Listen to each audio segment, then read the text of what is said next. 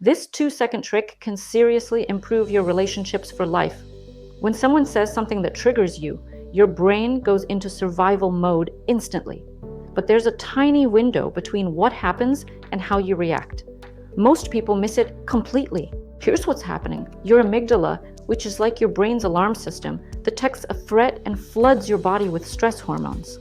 This happens in milliseconds, way before your thinking brain can catch up. That's why you say things you regret or react in ways that damage relationships. But here's the game changer. Between every trigger and every reaction, there's a choice point, a pause. Even 2 seconds can completely change the outcome of any situation. When you pause, you give your prefrontal cortex time to come back online. That's the part of your brain responsible for logic, planning, and emotional regulation. Without the pause, you're just following automatic programming based on past experiences. So how do you create this pause?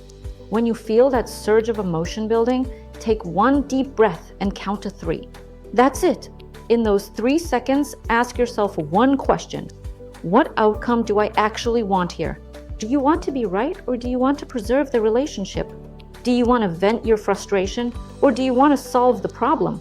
This simple question shifts you from reactive mode to response mode. I've seen people completely transform their marriages, their parenting, and their friendships just by mastering this 2-second pause. It sounds too simple to work, but that's exactly why it's so powerful. The best part is you can practice this anywhere. When your phone buzzes, pause before checking it. When someone cuts you off in traffic, pause before reacting.